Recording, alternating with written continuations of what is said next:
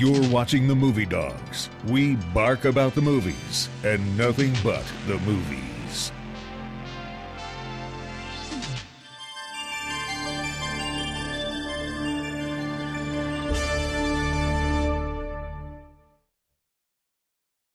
We take a bite out of the movies. Subscribe to the Movie Dawgs and become part of our film-loving community. Hit that subscribe button and don't forget to click the bell for updates. See you in the next review.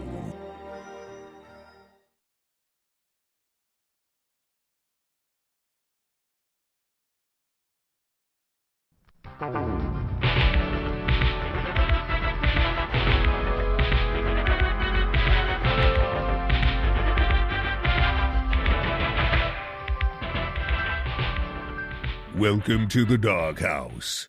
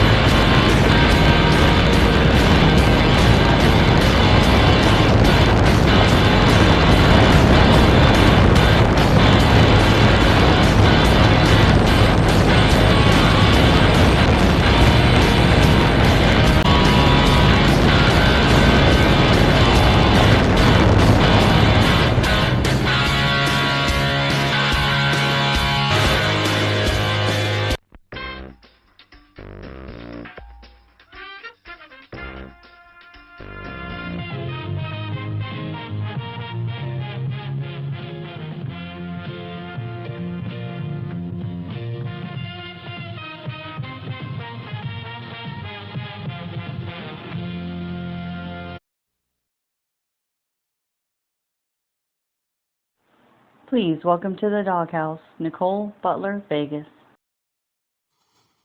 All right, well, finally, we are doing this after I know. months of delays. No, it wasn't really months. It was just, I think it was 2 weeks ago. Well, yeah, I did a pickup shot. Yeah. And I didn't have reception up there. Well, we were supposed to do it back in February, too, remember? And things got screwed up. I remember nothing. Like it's kind of like when you do so much, it all blurs in. I just met somebody on a set that I guess he's like, I haven't seen you in 2 years. I'm like, has it been that long? I guess so. Well, it's like today when you told me, because I remind you about, don't forget about tomorrow, and you're like, don't you mean today? And I'm like, yeah, it's today. And I'm still thinking that today is Monday, and I'm thinking tomorrow. I don't know why this whole week, all 3 months, because I've been doing re-landscaping my yard, making my daughter's wonderful magnetic little end of the school year party happen and look wonderful, and then my son's graduation party, and I'm like, I don't even know. Oh, that's big. Yeah, that's a huge deal. So congratulations for your son. Thank you. Now, well, if I would have had this set time like the day before, I didn't get to bed till like 5 a.m. We had like a really late set. I got home at like 1 a.m. yesterday. So if it would have been like that, then I would have been really tired. Well, I got you now, and I'm finally happy to have you on here. I just got, I have to say, when we started talking, God, it's almost like 2 years now or something and everything, on Facebook, and I watch your posts and stuff, and I don't even remember how I came across. I just came across it, and you were promoting a project. I can't remember. I want to say which one? Yeah, I know. That's the thing. You are such I would go as far as saying a marketing genius. I mean, you're so you got so much energy, and you got all these titles that experience, just different backgrounds that I was able to learn. I mean, how did this come about first and foremost? I mean, are you talking about showbiz? Yeah, I mean, how did this? I mean, did this just something that you've been wanting, or just something that just sporadically happened? Like, oh, well, yeah, I can do that. Well, I didn't know what I could do because I wasn't familiar. I signed up for this base exercise. It was like a chemical warfare agent, Army base exercise. And I met this guy named Corey Thompson. He overheard me talking about Freakin' Brothers Haunted Houses, which I absolutely love. Our family goes every year. His name is J.T. Mulder. He actually had Strange Darling come out, his second feature film. But I talked to Corey Thompson, and he shared with me Julie Goldman. So Julie Goldman does casting out here in Vegas. And I got on to my first set, which was a pilot. I think they're in season 3 now, called The Cleaning Lady. They bumped me with my first Taft Hartley, and I knew nothing. So, they're like, go to 3, go to 2, reset. I had no idea what they were telling me for 12 hours. Warner Brothers on top of Dre's nightclub. It was really cold. I didn't know anything. I'm like, It's cold. What is this? Because, when you're watching TV, you can't, you're not really thinking about all that, what's behind the scenes, because I didn't know. Yeah. I went into it because I did a lot of nonprofits, and I wanted to build a platform that can connect other people. I like community connection. I just didn't realize how much it takes from you. This showbiz takes a lot. Yeah. A lot to learn, and it's nonstop. It could be nonstop at times. So there's, you learn to take a little bit of a break, because I was starting to feel already so soon, 4 years in, I felt burned out a little bit. So just a little downtime, and then able to, want to do more projects. All right. Now, the one thing that I've noticed that, because I'll admit, I did a little Facebook stalking. Okay. I noticed that you were in the military in your youth.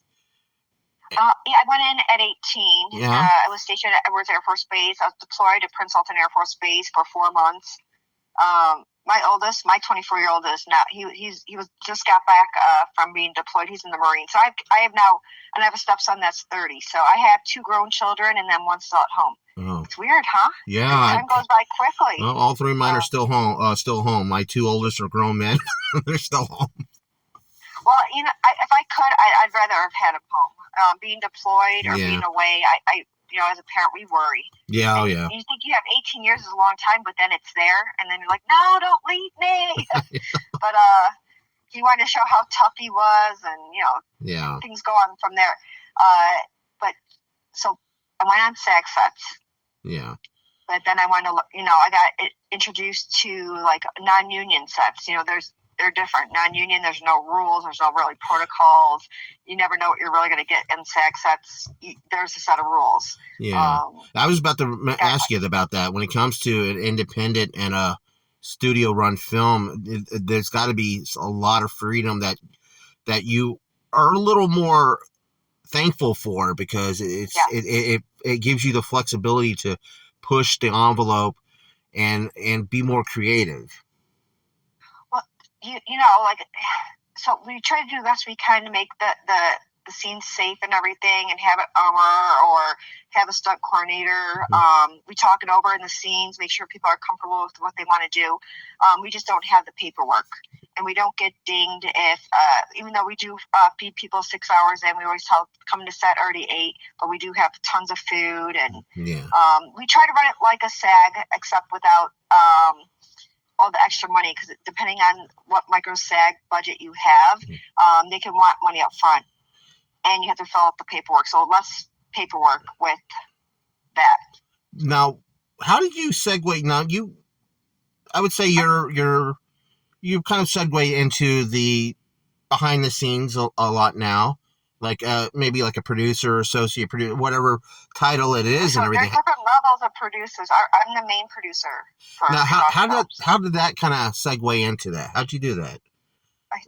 Well, I had a really bad experience on a set. I don't want to water under the bridge now, made up, but something happened, and I was very upset. Sean came to me, wanted me to help him on Desert Beans. He lives in California. I live here in Vegas. I said, if you come out to Vegas, I'll help you out in every way possible. I had almost 2 years. I'm going to say 2 years. I'm around it. I was close to 2 years in when he, wanted to work with me like that, which is pretty brave of Sean, being with somebody so new. I was like, what were you thinking? I would never. But I did understand, because I worked on bigger sets just as talent. And I think when you're in a career field or you're in any kind of profession, I think you should learn all different positions. You should learn it all. Yeah. Don't be afraid. And I think a lot of people are like, well, I just want to be in front of the camera. Well, a lot of other people, they're an asset because they wear many hats. Yeah. Learn it all. Learn as much as you can, because when people come to you, and I've had a lot of people now come, and I know what to ask, I know what to look out for, so they can't fabricate what their production's about or what they have or their background. Yeah, How people say that, yes.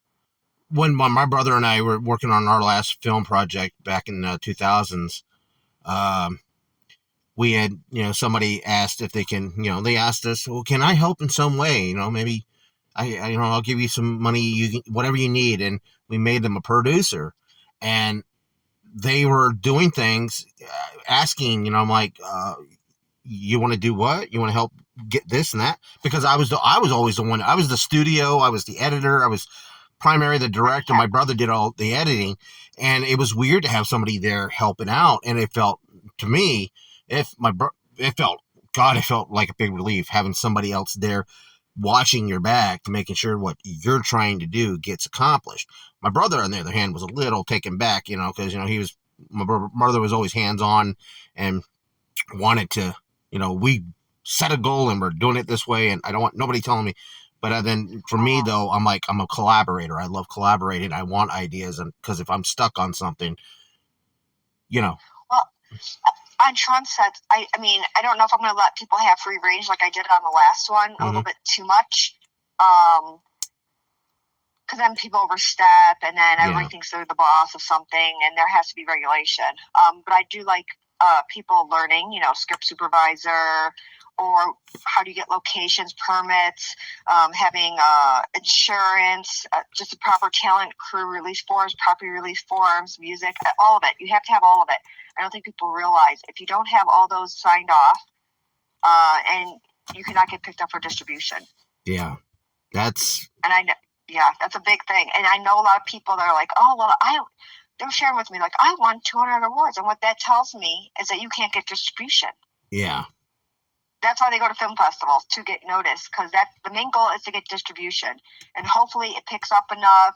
And if you do well, each film that you put together, you get more credibility and bigger investors. Yes, that's very true.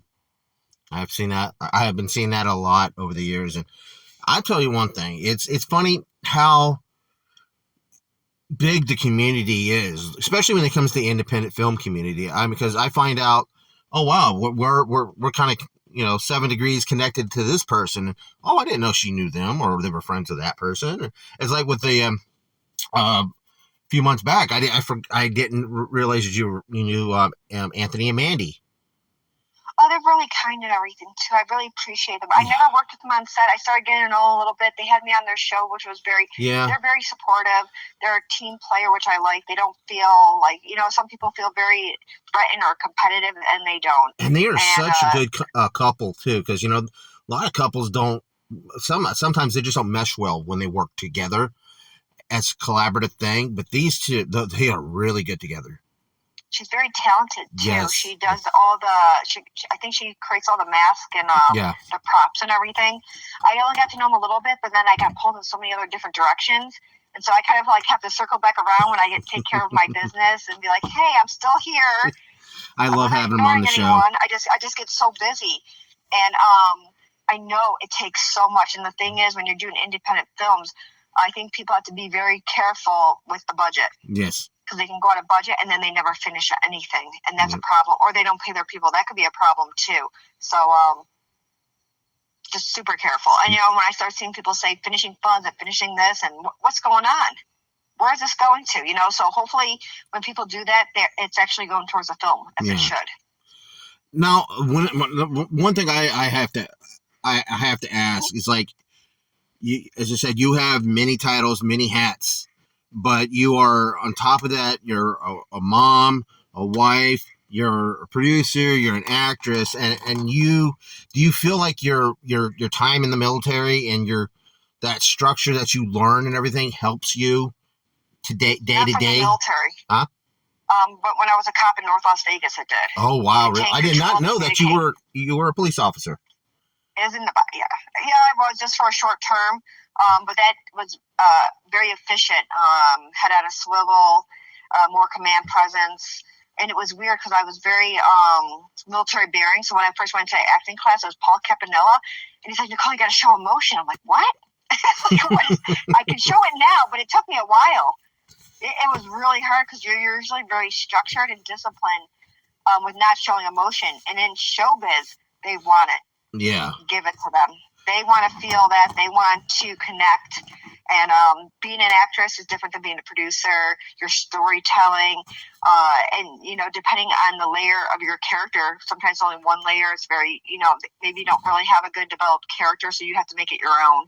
Maybe come up with a character history, character arc, the development from the appearance to whatever their personality traits, wants are. Maybe their flaws, if they have a flaw, people like that. Yeah. Producers different, like. Especially when you have a small budget, you pretty much have to, get the locations and the crafty and do all the paperwork and, cast everybody, fundraise, market. And when that's all done, after post-production, distribution, red carpet, then we did get fortunate enough to get invited by Phil Putt to be on the panel of Days of the Dead in January with our mutants. So I'm very excited about it. So it's breaking through that threshold too. Yes, you're building up the work, but can you push further? Because sometimes you get stagnant and it's really hard to grow to other areas that, can get really hard. The credibility, because, there's a lot of people in the showbiz that, they put on a good facade, but they can't keep it up too long, or they screw people over. Eventually I tell them they're going to screw themselves. Eventually it comes back around. So yeah. I think being fair, firm, and consistent. So it seems like really that it's you're well-rounded, that you come in here with that discipline and that knowledge that you had from previous, I would say, previous experiences that you brought into this and everything to make sure that the ship is solid and it sails good. And I have to say, you are the ultimate sales pitch person. Oh, yeah, that's what people were saying. So I was like, I'm just saying. I'm just when you do your little live videos on Facebook and the way you just are selling the movie, and it's like, because I really want to see Desert Fiends 1 and 2. I mean, I haven't had the privilege. I really want to see it because the way you're. The experience itself was good. If you were ever on set, I'd love for you to see it. People really form a good community, family connection. Like, some of the people were crying, they were sad to leave. They form these film friends, and then they love working together on other sets. They just love it so much that and it makes it easier. Then they end up going on another film, and everybody else wants to be part of it because they enjoyed a good experience. And I think that's what you want to give people. So there's a difference. When you do get a name and you get hired, or you're on SAG, you get your principal work, because it's hard to get principal work if you're not SAG on a SAG set. Very hard. It's extremely, usually when you're non-union, you're on a SAG set, you usually get uncredited. You really have to be SAG, and go for the, and then get those principal work. But with these non-unions, there's opportunity when people do those pay-to-plays to get that experience. Sometimes it's their lifelong dream to get pretend killed. I gotta say pretend killed. So people are like, what? Pretend killed on a scene. And if it's their first time, I always tell them, you have the script, then do some table reads together, go to an acting coach so they can help with your character development. And it can be intimidating to some people. You don't know they're afraid until they're on the set and they say action. I'm like, what's this? So there's things to look out for. When you're, I think, just talent, you're just pretty much responsible for yourself in your scene, not stepping over other people's line. Make sure you deliver. But when you're running the set, you have to look out for everybody and everything. If there's a lot of fires you got to put out, and I was telling people there's curveballs and things, even if you plan everything, there could be something that somebody else is creating that you then have to, diffuse. Now, when you made the decision to do this, all of it, how did you, what did you say to your husband? I mean, how did you approach him about this? I mean, he seems to be very supportive in all of this. Well, how did he react when you said, I want to do this? I don't know, because it was new to him too. He was Homeland Security. I mean, Oh, really? anything I ever wanted to do, he supported me in. So, I mean, I had a lot of different career professions. So, whatever, I guess, made me happy. And, I'm glad that he's part of Desert Fiends. He's a unit production manager. He's very good with logistics. So the things I'm not good at, he's very good at. So it helped out. That's awesome. Yeah, he's good at taking care of the main talent, and he booked their flights at a good hotel and picked them up and got food. You know what I mean? Like, just, I knew that he'd be a good caretaker and I could trust him. You can't just have anybody just picking up whoever. I know. That would be something. People have, I'm sure they have on sets, but you want to have a good impression, and a lot of the main talents, they go to conventions. They've been around for 30 years. If they're saying they didn't have something good come out of the set you're on, you're in trouble. Yeah, I know. You don't want to have the guy that you just hired off the street and everything say, pick up this guy at so-and-so, and he comes in like a rusty old van and everything, and it's all filled with smoke. Up with the person. Yeah, that too. So, I mean, there's a lot of things to look out for. Lisa Wilcox called me today, and I got to be actually friends. Like, really? It took me a while too. Yeah, I adore her. She wanted me to do something. I'm not going to do it until it's confirmed. I can't. Something for next Friday, Friday the 13th. She has something going on online that she wants me a part of, and was sharing with me what to prepare for, what to look out for. Just like Brett Wagner, gave me heads up. Solid. Lee Wydell, Eileen Dietz, Noel G. I got to know others that are very solid, very hardworking, very committed. And, they're giving me little tidbits of information and everything, because I didn't know what to expect. Yeah. And then things start flowing, and sometimes there's so many people coming at you. It does get overwhelming at times. Oh, I bet. Trying to balance everything out, and, I'm not really sure if I wanted to continue. I was like, oh, maybe this isn't for me. But then another opportunity opened up. So I was like, I guess I'll stick with this one. Let's see how it goes. And then another opportunity opened up. So I was like, oh, because I always question, like, well, maybe this is my last set. That's what I tell people. I'll just play my last one. But then it just, worked really well, like working with Sean and Ethan Phillips. Yeah, they're creative. They're funny. I know a lot of people want them to do something more serious. I said, well, that's their thing. They love horror comedy. Yeah. I'm never going to change their work. That's their work. I'm going to support them. And it's fun. I like the creativity. I understand the process, but the first 2 years I was very confused. I'm like, who are these people? What is this? And nothing makes sense. And I was like, but I get it now. And really kudos to everybody that has stuck with it, because they said it's the best of the worst experience you could ever have. There's extreme highs and lows, I think, in the showbiz that people have to watch out for, because it could take you to depression, or you could be doing so good and all these people are trying to talk to you and connect with you, and that can be overwhelming too, because sometimes you need your downtime, and you don't really get much downtime when things are flowing. Yeah.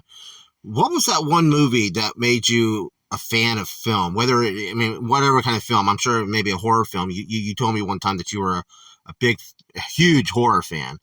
What was that one movie that made you a fan? Poltergeist, when I was growing up. What was it? Poltergeist growing up. It was. I had my grandpa get at the Blockbuster every Friday. He's not around, but if he would have known that I worked with Oliver Robbins on Skate to Hell, that's our next film coming out. I can't wait. We have the official trailer up in YouTube right now. I would have loved to share it with him. Like, Papa, that's who I worked with, actually. I was so afraid to watch that movie when I was a little kid, when it came on television for its network premiere. And my mom and my dad, my mom was a big horror fan. She just loved horror films. And I can just remember it was like the first time I watched Friday the 13th film was part 3. I watched it with my mom. It came on regular network television. But I was just was afraid of watching the television when it went static for the longest time as a kid. I'm thinking, me. My hands were on the screen. I know. As I said, I was just a small little thing, but it took a while. But of course, my thought of my concept of reality and make believe started developing more, and so I understood better. But Oh God! I mean, that's the best. One of the best films I think that came out of the 1980s. Well, that wasn't just that one. I watched Evil Dead 2 a lot. Oh, The God, that's Ghoulies, usually a lot of people's. Pumpkinhead. I Yeah. was into all of it at a very young age. I love haunted houses ever since I was really little. I don't know. I just never thought I'd be in showbiz. Now that I'm getting it, it's just like dawned on me how fortunate I was able to experience what I've been experiencing. Not to overcome the workload of it and to really, be like, man, we can create this stuff. We can scare people or disgust people. Yeah, Sorry, it is. That's when my brother and I did our first movie. We did a horror film because we just knew the genre so well, and we were a student of Carpenter films, and we just. What was a practical effect? Did you do practical effects? We did. We didn't actually do a lot of latex and everything, but we did a lot of. We made a lot of blood out of syrup and food coloring. But we also knew the way that, like, because we actually used a real knife, like dumbasses, but we didn't. Well, you didn't know. But we knew how to. We learned how to, make the cut look real without touching, because we were able to, put a tube and a syringe and everything onto the blade and make it look like you got a cut, or we certain camera angles when it comes to looking like you're being stabbed and everything. And I love that creativity of because it really does sell depending on the angle.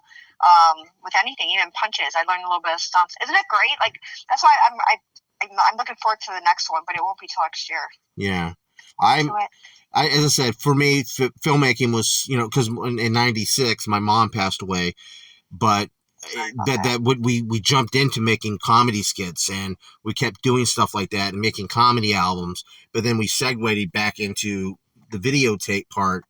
And when I graduated from high school, my dad got me a video camera because when I was in school, I was making people doing these skits and I had a whole group of people build a bridge because I was wanting to make a science fiction movie, and it was kind of in the annals or the likeness of Star Trek.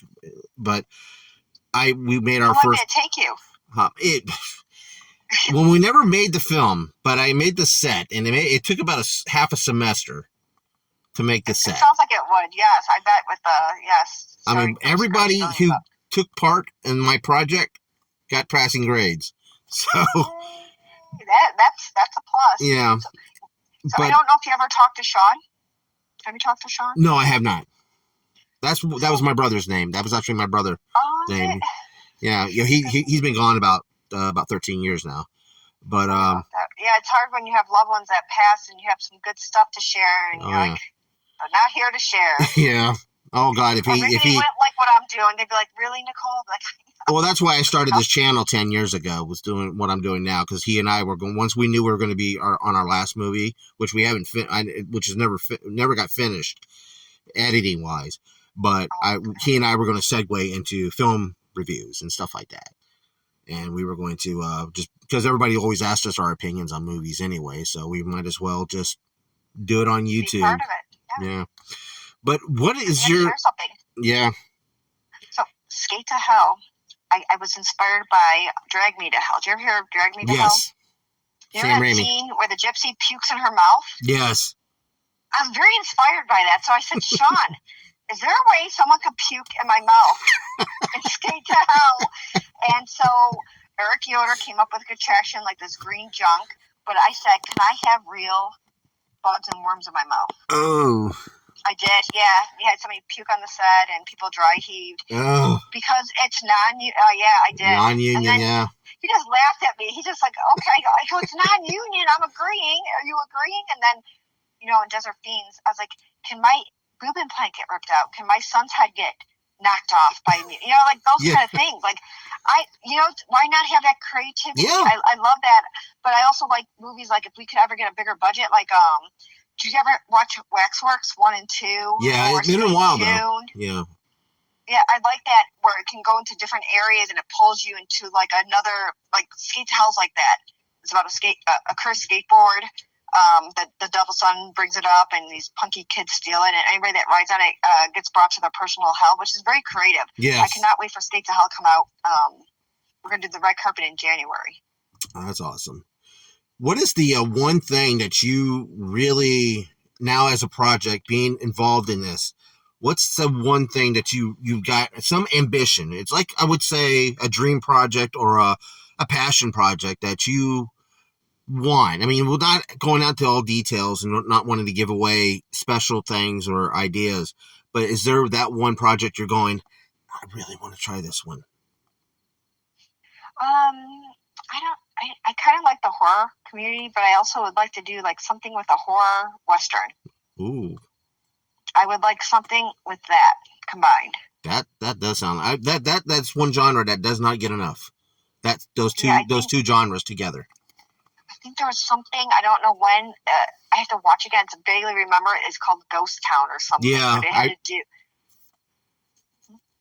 But I think I've heard of that. Yeah, Ghost Town.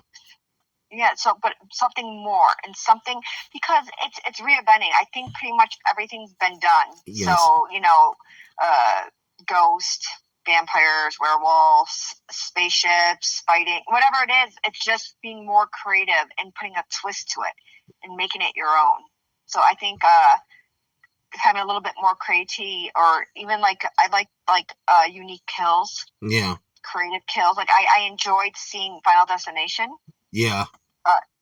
I like just the creativity behind it, something that you really haven't seen, even or have seen, but it did a little bit more. Maybe it was more extreme.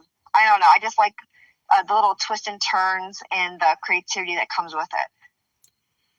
Well, for one, as I said, I've always been fascinated by film. My mom and dad met at a drive-in when they were working there together. My dad was a production, he worked in production too on films up in Tennessee. He worked on a few film sets here and there, and he was a projectionist. And back then they were unionized, and of course my mom was just working in the popcorn stand at the time. But that right there, I mean, you can tell. My brother and I, we were just drawn to film. And my dad, my understanding, my dad's dad, who I never got to know, he was somewhat involved with Hollywood in some way. My understanding, my dad, hadn't talked to the man for many years, but it just seemed like it was always natural with me and my brother. We understood film. We understood what a filmmaker was doing with a certain scene, and people would be like, well, that was a stupid ending. What was that all about? Well, this is why he did what he did. So you can think about the possibilities of what happened after the film went over. He's giving you the reward of coming up with your own ending. Stuff like that when it comes to a lot of experimental filmmakers. But I have to say, though, when it comes to horror films, you do get a lot of creative rewards when it's just like, I don't know, for some reason the horror films are just more rewarding. It seems that way last like I think year or two. Mm-hmm. I think especially with like Substance, I think it just, and then we just went today to see Bring Her Back.